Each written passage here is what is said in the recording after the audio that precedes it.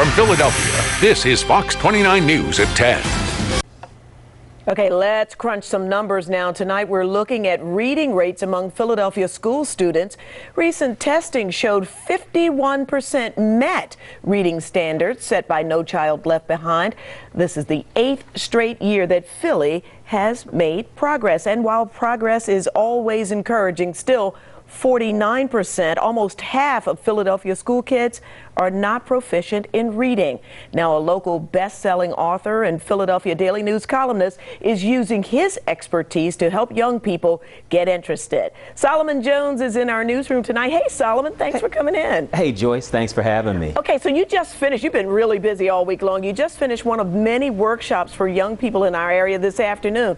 Tell us what this is all about, the Words on the Street project. Well, we launched Words on the Street on Wednesday, and basically what it is teaching kids how to be interested in reading by teaching them to tell their own stories. We believe that if we can help them to find their voices, if we can get their parents engaged, if we can get the schools engaged as well, then we can have these kids more interested in reading and doing better on their reading tests and basically doing better in life. And why have young people lost so much interest in reading, or have most people, including their parents, stopped reading or just having reading material around? I don't think it's a matter of not being interested in reading. I think it's really a matter of not having the opportunity to use their own voices, not having the opportunity to have stories that are culturally relevant to them. And so what we want to do through the Words on the Street program is 4 things. We want to present them with role models whose successes in life are due to literacy. We want to get their parents involved so that they can have co-educational experiences in writing workshops. We want to give them experiential learning so that we teach them the basics of writing and then allow them to use those basics to write their own stories and then give them incentives to succeed. The best of these stories that come out of this program are going to be published in the Philadelphia Daily News. Oh, that is great. And speaking of that, for most people who don't know your background, you fell into drugs, you were homeless at one point, and you pulled yourself out and up from all of that through writing. Now here you are with a brand new 7th novel, The Last Confession. How do young people respond to you when you tell them your life story? Well, you know, that's one of the things that is so gratifying about working with young people. Young people respond to 3 things. They respond to truth, they respond to love, and they respond to hope.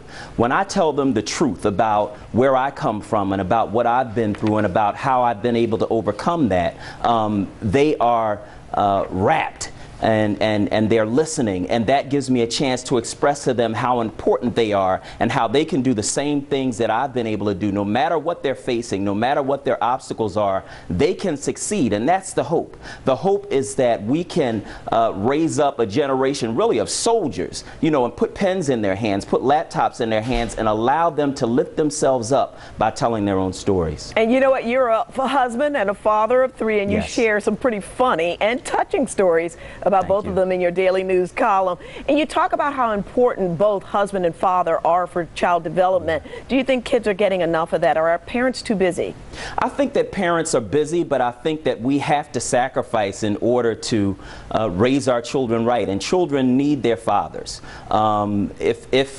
You know, if I can, through my column, through those funny stories that I tell, convince one young father that it's important for him to be there for his wife, it's important for him to be there for his children, that it's important for him to be the role model, to be the hero in his household, then my work is done. Because really I use that humor really to get the point across that fatherhood is important, that kids need their fathers, that kids need their parents, and that's what we want to get through this program as well. And if there's no father, there are father figures somewhere in the family or the community.